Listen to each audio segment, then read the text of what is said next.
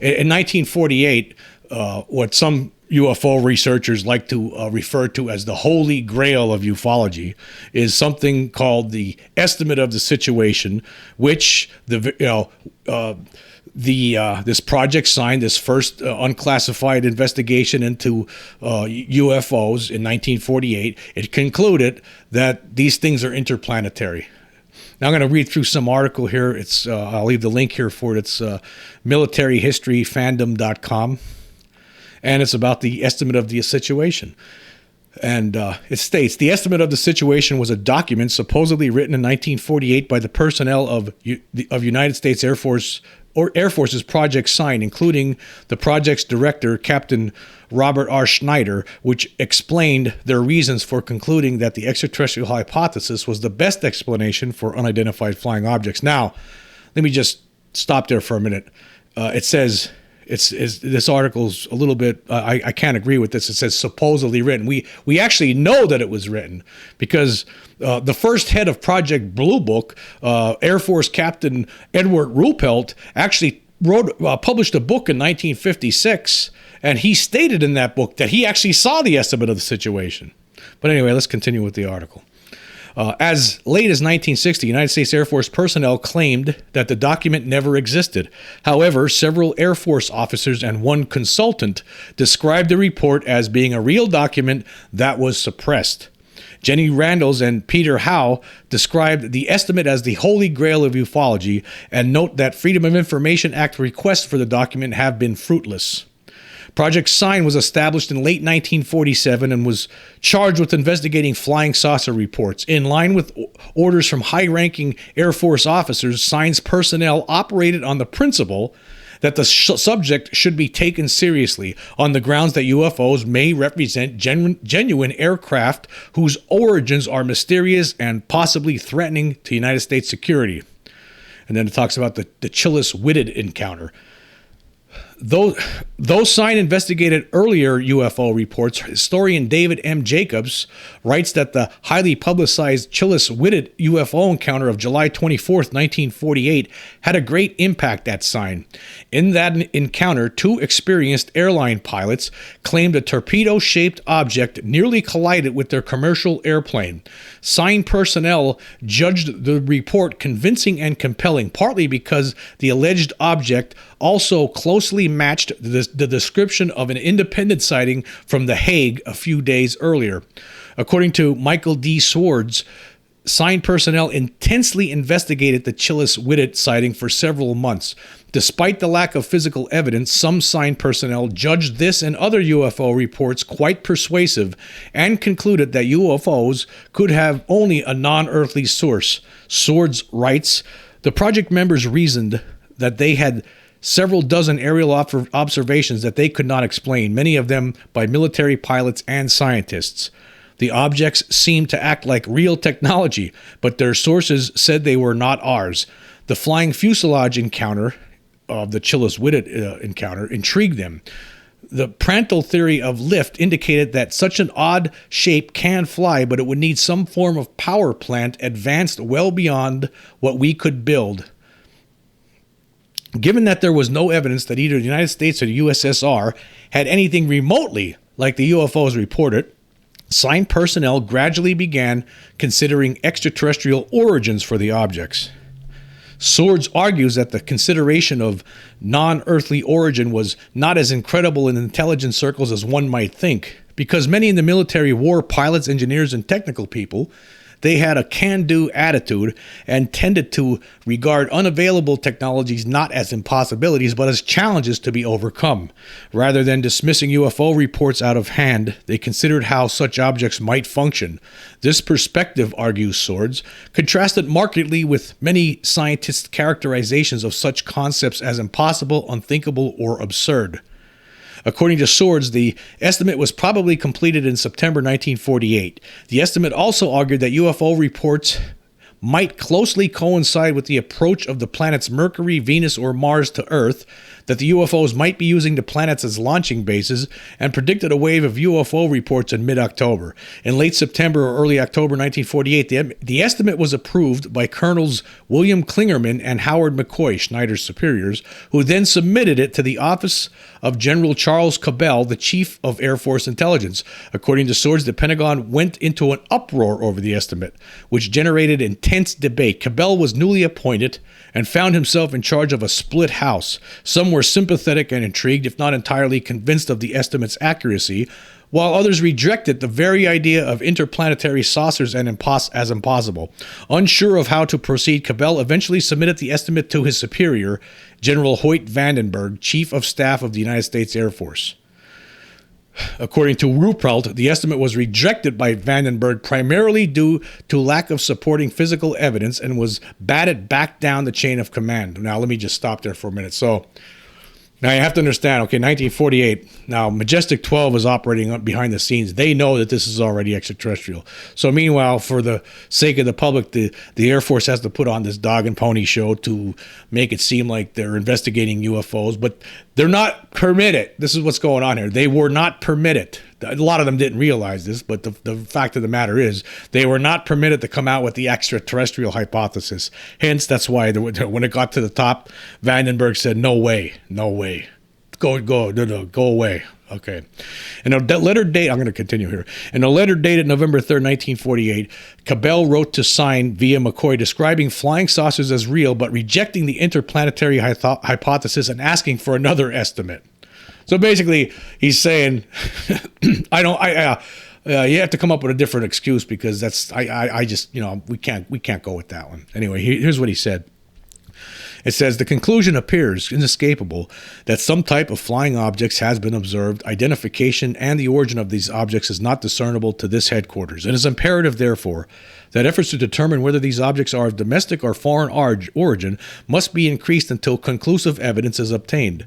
The needs of national defense require such evidence in order that appropriate countermeasures be taken. And isn't that interesting? Now, this is what,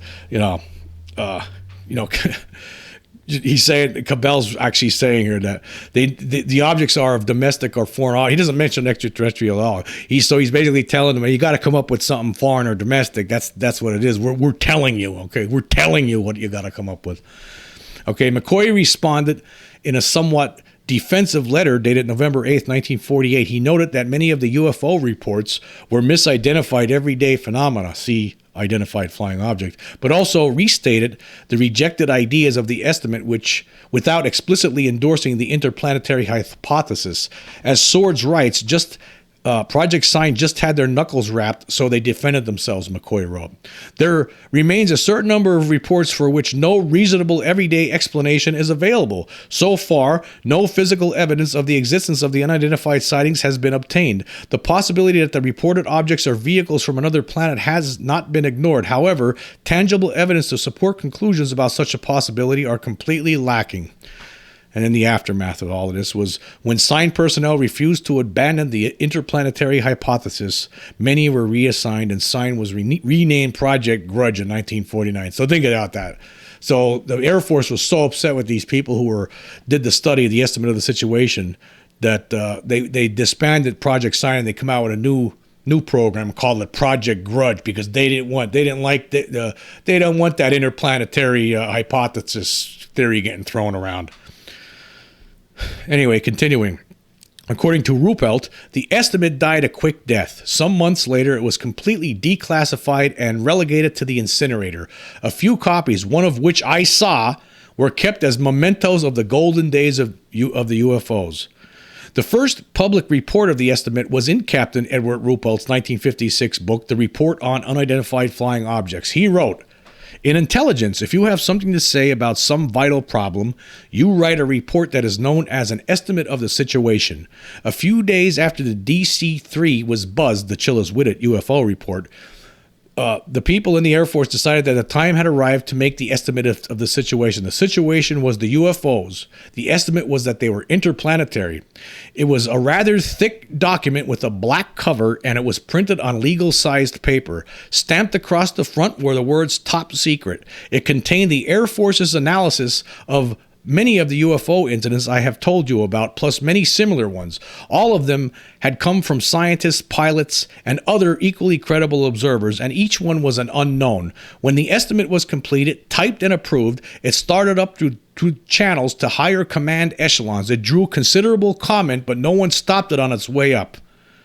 Clark notes that no copies of this near-legendary document have surfaced since.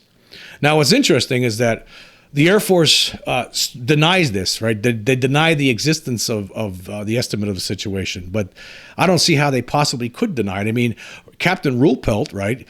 He was an Air Force captain, and his book, the Air Force went through his book and cleared it in 1956. But in following years, the Air Force, no, that never existed. Next question. Anyway, here we'll continue with this little article here. Denial of existence. Ruppelt's 1956 book, which first publicly disclosed the estimate, was cleared by the Air Force. Clark writes that as late as 1960, Air Force officials denied that the estimate was real, despite the fact that censors had approved Ruppelt's book a few years before. According to Clark, the United States Air Force later formally admitted the estimate was real, but Clark's bibliography does not make clear what statement or document confirmed the estimate's reality. Additionally, according to Clark, the estimate's existence was confirmed by U.S. Air Force Major Dewey Fournette, who, as an Air Force major in the Pentagon, served as liaison with official UFO project headquartered at Wright-Patterson Air Force Base in Dayton, Ohio.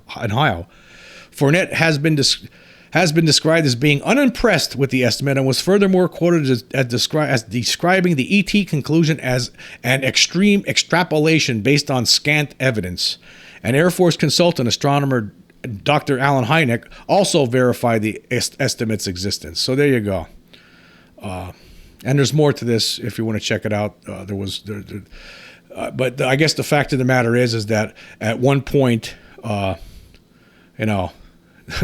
throughout all the years of investigating UFOs, the unclassified efforts that are known to the public, right?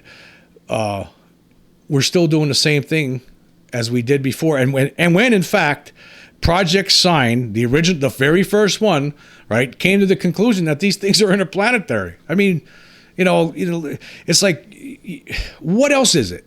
Right? Nobody else in 1947, 1948 had things like this.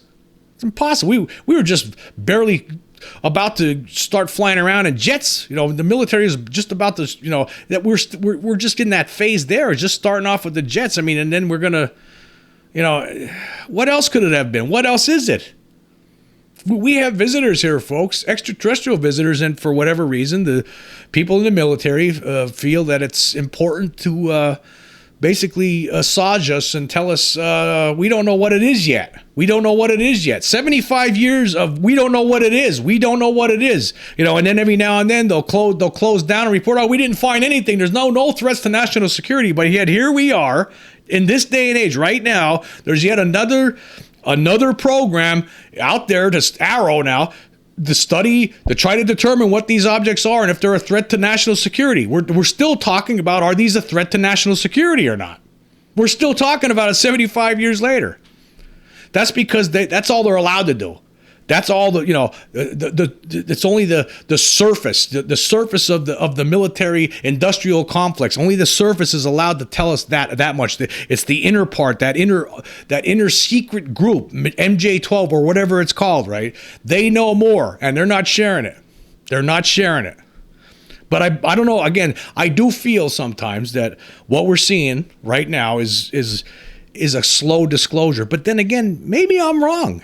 Maybe I'm wrong about this. Maybe this is just a rinse and repeat of what happened during the 1950s, the 40s, and then the 50s, and then the 60s. Okay, maybe it's just that's what it is. Or it's just, okay, let's go back to the old playbook, and we'll just, we'll play the public like they did back then, and the mainstream press won't ask questions. They won't go back to 1969 like I just did, right?